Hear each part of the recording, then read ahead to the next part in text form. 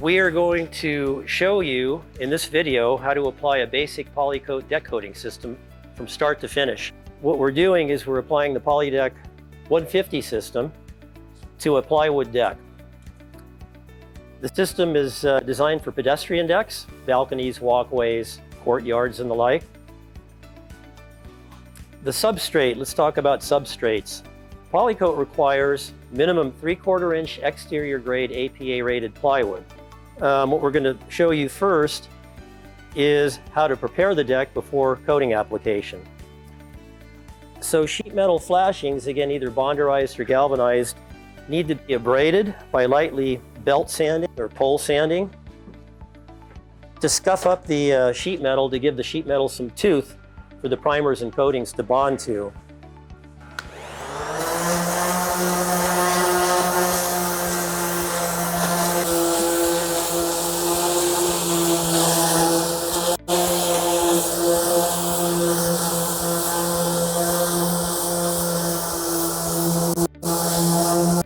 After abrading the sheet metal flashing, it needs to be solvent wiped with either xylene or acetone. Check with your jurisdiction for applying to make sure that you use a VOC exempt solvent. A lot of jurisdictions don't allow xylene, and in those areas, use acetone. So what I have here is a 5-gallon pail of acetone. And in this bucket, we have xylene. So I'm going to wipe down the flashing, and it's just a quick wipe down with xylene. I'll mention the fastening requirement. So sheet metal flashings and plywood must be secured by either ring shank nails, screws, or barb nails. The nailing pattern for sheet metal flashings is a staggered nailing pattern. Metal flashings have to be absolutely flat and secured to the plywood deck. And as you can see here, the nailing pattern staggered about every 4 to 6 inches, whatever it takes to prevent fish mouthing. The first part of the coating application, after the sheet metal's prepped, is caulking and fabric reinforcing all of the sheet metal flashings and the plywood butt joints or the plywood seams. Those are the areas where you get differential movement, expansion and contraction. Plywood shrinks, it moves when the building settles. When it comes to caulking, make sure manufacturer approved polyurethane sealant. I like this particular sealant. I won't mention name brand. Probably tell by the triangle that it's Sika. Sika manufactures a urethane sealant, and by using this, you avoid having to prime metal. Getting the primers, Polycoat requires primer on only 2 surfaces, 2 substrates, concrete and sheet metal flashings. The coating bonds by itself without primer to plywood. I will illustrate what the primer looks like and ask George to mix it up. It's a 2-component epoxy primer called Polyprime 2180 that's designed for concrete and sheet metal. Okay, George, take it away. The type of a tool that you want to use, by the way, to mix all of these coatings and primers is a variable speed drill and a jiffy paddle. It's a specific paddle that's got swirls in it that's designed to be used to mix urethane coatings and epoxy primers. And why you want to use a variable speed drill is because you want to mix these coatings at low RPM, about that speed. If you mix these coatings too fast, you end up draining air into the coating with whatever you're mixing, whether it's a 2-part primer or a single component urethane coating. You entrain air into it, which then could cause the coating to out and bubble, which you don't want. So it's important to use proper tools. We've got the 2-component primer, the A and the B side, poured into the bucket, into the pail. And again, when I mix it, I'm mixing it at a low RPM. You don't want to spin it really fast because again, you entrain air into it, which you don't want to do. And as you mix it, you want to scrape the bottom and scrape the sides so that you thoroughly mix the coating, the primer in this case. In terms of the amount of time, 3 to 5 minutes. With this primer, it comes in gray and black. The A side's one color and the B side is the other, which allows you to tell that you've thoroughly mixed it when you get a uniform gray color. So I'll illustrate the primer on one side of the flashing. The primer has a coverage rate of 300 square feet per gallon, so it's a very thin application. Primers are applied at about 2 to 3 mils, so literally brush the primer on thin. And now this piece of sheet metal flashing has been primed. The primer, in terms of cure time, must be allowed to cure until it's thumbprint tacky, like paper. All of these coatings are tested at 75 degrees Fahrenheit, 50% relative humidity, lab conditions. So depending on ambient temperature, when the ambient temperature is in the 70s, it takes this primer about 2 to 3 hours to become thumbprint tacky. So when you have multiple decks, the best way to proceed is just to prime the flashings on all the decks. By the time you finish the last deck, you're usually ready to roll on the first deck that you primed. So again, you can avoid having to prime sheet metal if you use a manufacturer-approved polyurethane sealant that bonds without primer to sheet metal, which this sealant does. So what we're going to do is we're going to run sealant beads along the sheet metal flashings, the horizontal legs of the flashing where the flashing sits on the deck, and the plywood butt joint, applying it to unprimed metal because the sealant itself bonds to metal without primer. Just literally swirl it down the deck and the flashing. So now, getting to the reinforcing fabric. Polycoat sells a fabric called straitjacket tape, which is what this is. It's a 3.5 inch wide polyester fabric that's tightly woven. It's very thin. The operative word there is thin, so that you can hide all of this prep with the first coat or the base coat. So what you do is cut the tape to length. We'll cut one for the plywood seam.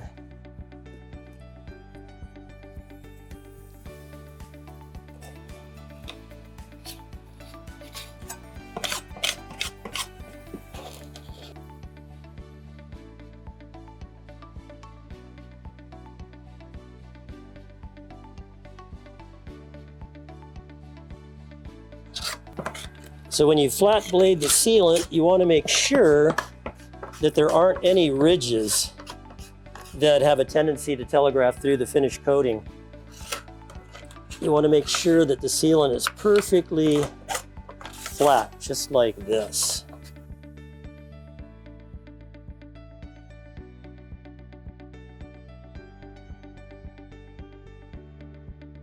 So this, again, is a 2-component coating, A side and B side,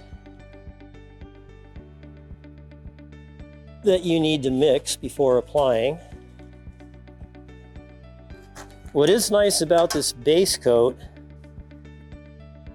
it does save you time in that because it's chemically cured and not moisture cured like these urethane sealants and the rest of the coatings that are component parts of this deck coating system. Depending on ambient temperature, this coating, this base coat, cures within a couple of hours. Later, apply the first base coat to the deck instead of waiting overnight. Typically what applicators do, what the contractors who apply these coatings do, is they do the prep one day and then come back on day 2 to start coating process. But this is a quick way to get around having to wait overnight. Okay, so when you use this for your deck prep, let me grab another paintbrush. And again, I don't know whether I mentioned this, but an indispensable tool of the trade is throwaway paintbrushes. Nothing fancy, just something that you can use to apply primer and coating that you can throw away at the end of the day.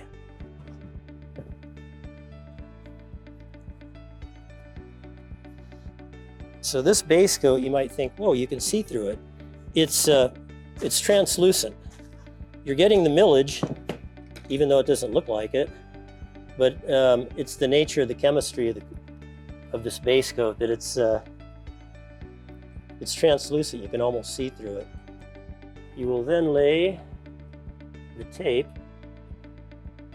into the wet base coat and brush more base coat on top. Again, making sure that it's perfectly flat. But just like with the sealant, you want to encapsulate the tape. So now the deck has been prepped. I'm not going to tape the other two pieces of flashing because seeing how the process works. You let this cure overnight.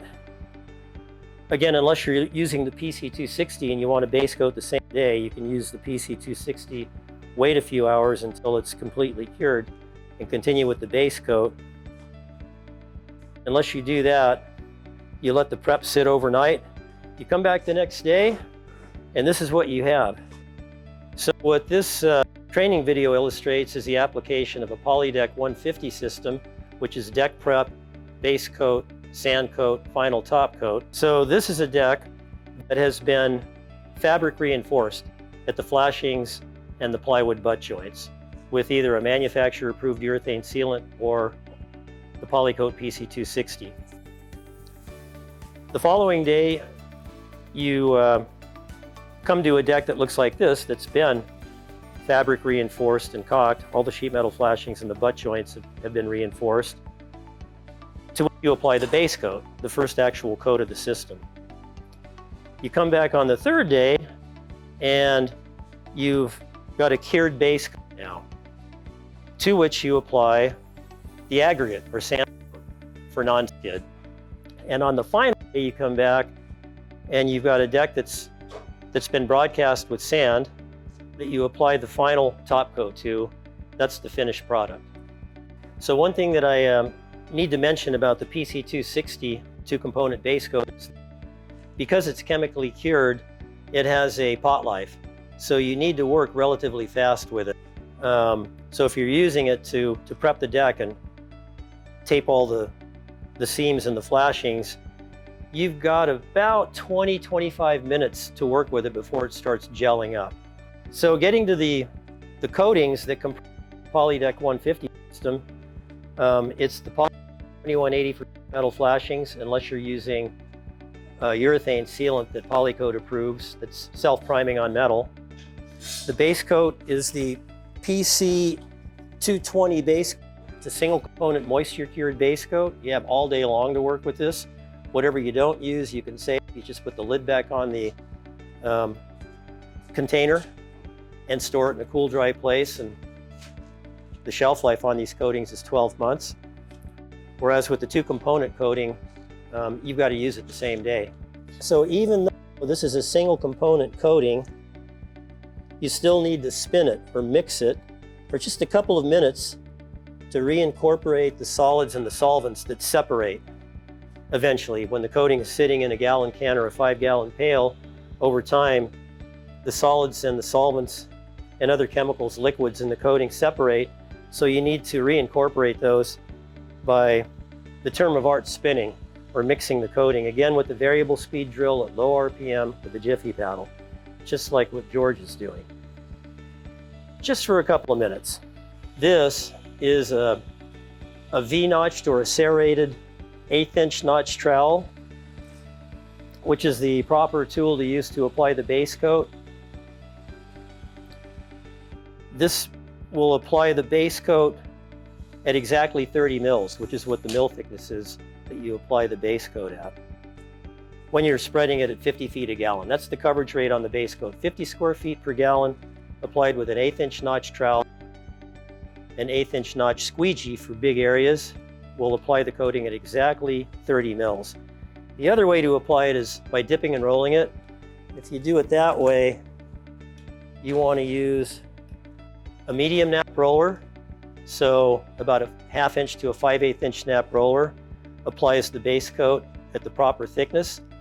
But the problem that I've always found with that is that you end up pushing the coating around, and I don't think you get a very uniform application versus applying it with a notch squeegee or a notch trowel.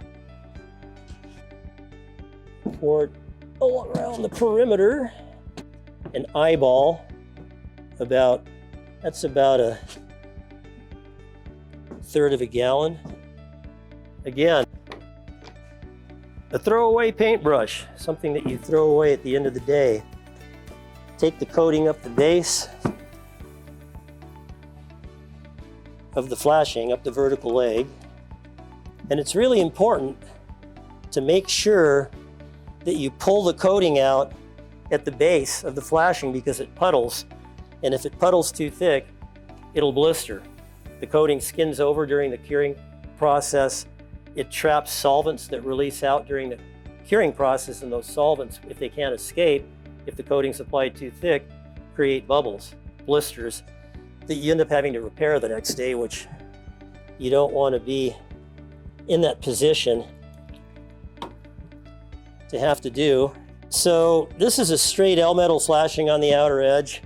If that's how the deck's flashed, it's a good idea before you start applying the coating to painter's tape and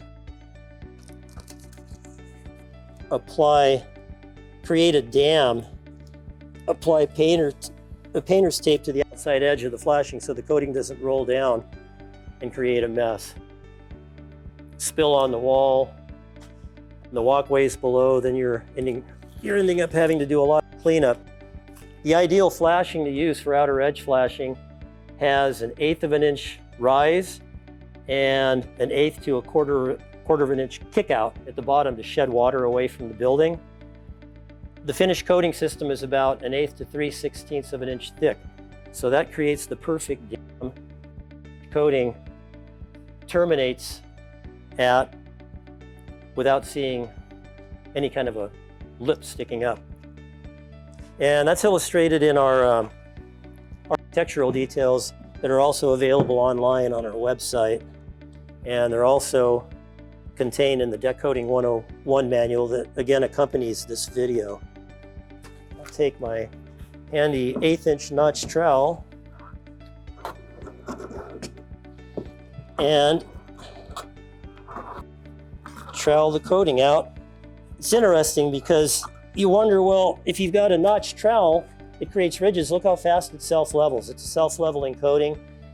The viscosity is about the consistency of maple syrup, and it self-levels back into itself so you don't see these ridges. You always want to keep the coating, if you're troweling it, yourself and the trowel, and trowel it towards you. Like this.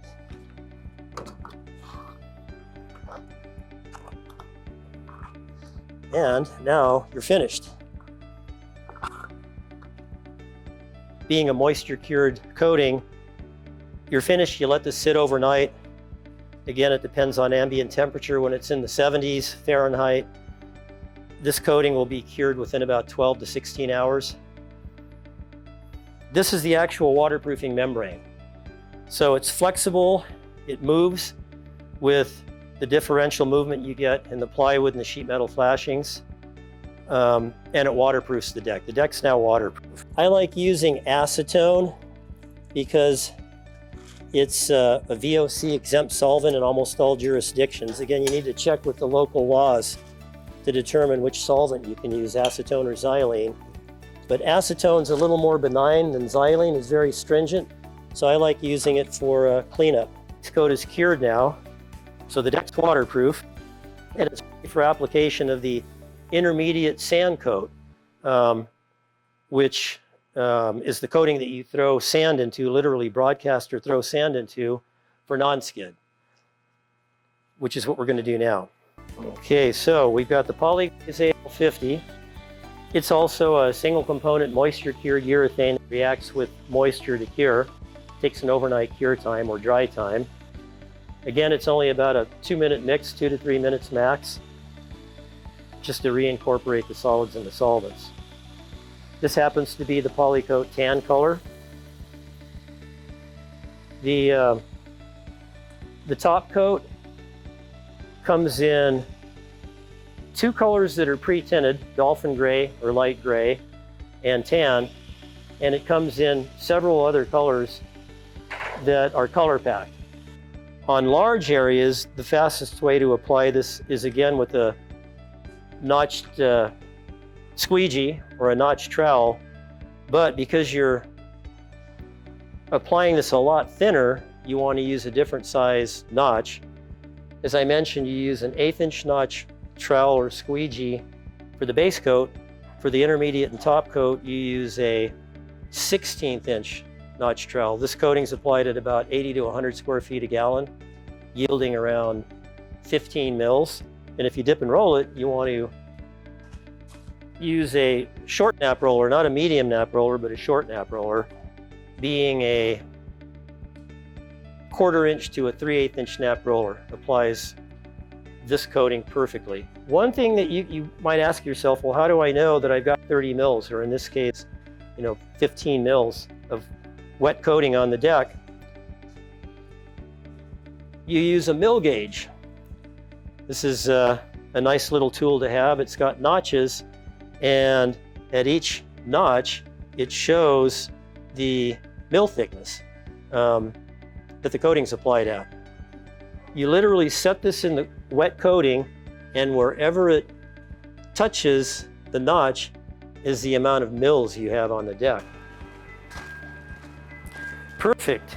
Because it's a small area and I don't have a serrated tooth trowel, a 1/16 inch notch trowel or squeegee, I'm just going to dip and roll this. And that's a nice fast way to apply this on small areas. So not the medium nap, we'll use a short nap roller. So what I'll do is I'll pour a ribbon along, just a thin ribbon along the outside edge and the wall of the deck flashing. It's just a real thin ribbon so I don't apply it too thick. That's a little heavy.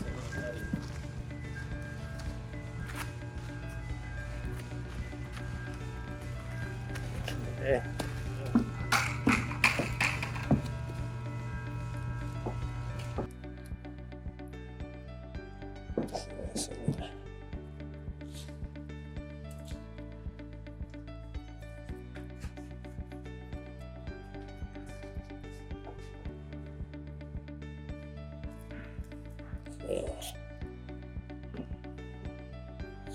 This, by the way, this area simulates where the door opening is that goes out onto the deck, the sliding glass door. This flashing is called a Z-bar flashing. That's applied over the 2x4 plate, and then the door threshold or door frame is placed on top of this. So I'm going to spin off the excess, plop it down in a couple of 3 spots about 2 feet apart, and roll it out.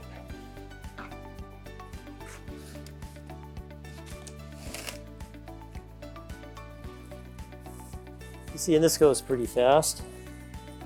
So now the deck is ready for broadcasting or throwing sand into. And the type of sand that you use is very specific to these coating systems. This is the sand that Polycoat sells. It's manufactured by Cemex or produced by Cemex. It's a clean washed, kiln dried, rounded sand. And the operative word there is rounded.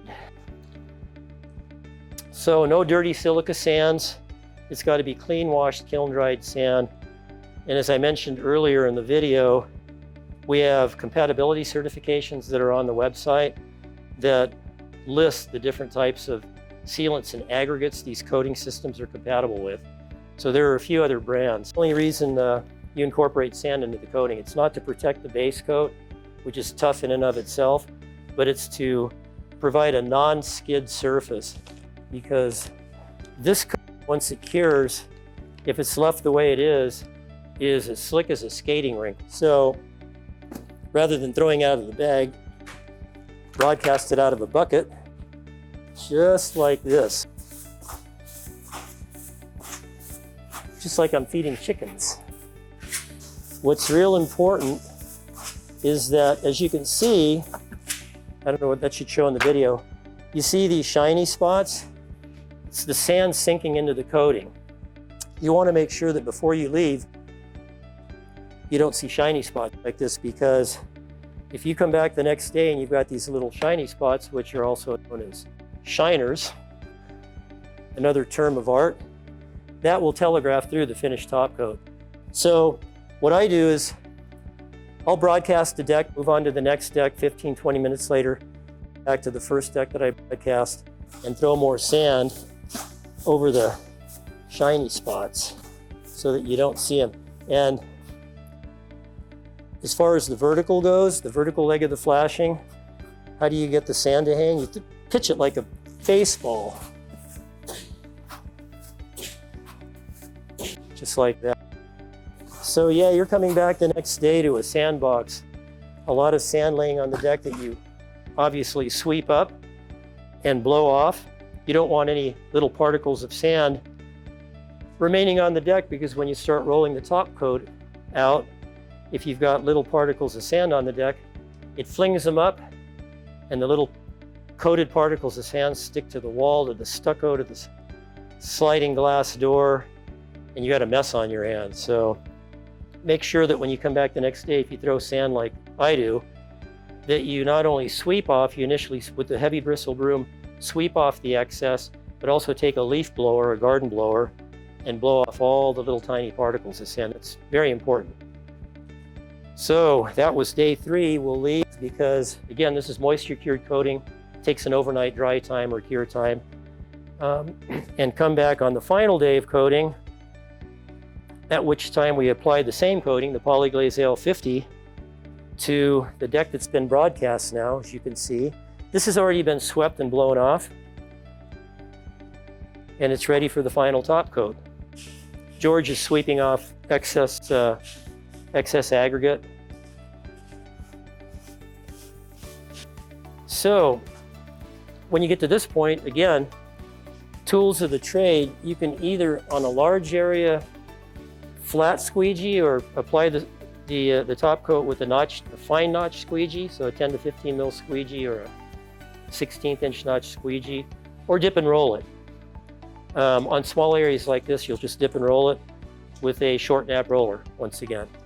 And here, to get a uniform distribution of top coat, it's extremely important to apply it like I did before here, in about 3 places in front of you, about 2 feet apart. If you just take the roller, even if you spin it off a little bit and plop it on the deck, to deposit the coating way too deep there, and you think you can roll it out, you're not going to be able to roll it out unless you're there all day long, pressing really hard on the roller and plop it down like this in 3. Usually apply it in about 3 areas in front of me, about 2 feet apart, and take long strokes and roll the coating out.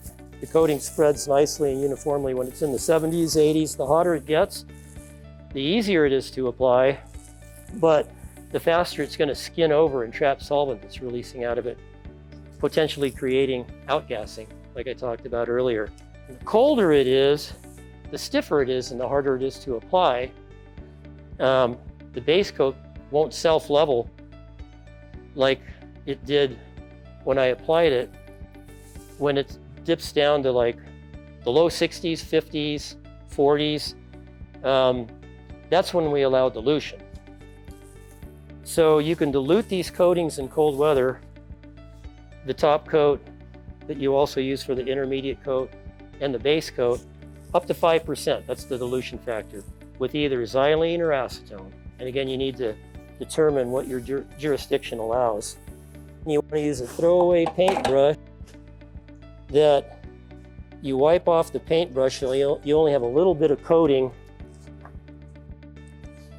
on the brush, so you're not applying it too thick, because otherwise, like I said again, it'll have a tendency to outgas, pinhole, and look really shiny. It's also called dry brushing.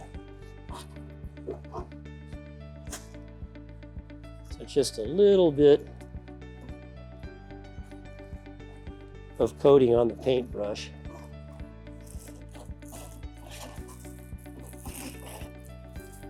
And you can also use, what a lot of applicators do is they'll use little mini rollers, or weenie or banana rollers they're called, to do the cut-in, which is a lot faster than using a paintbrush.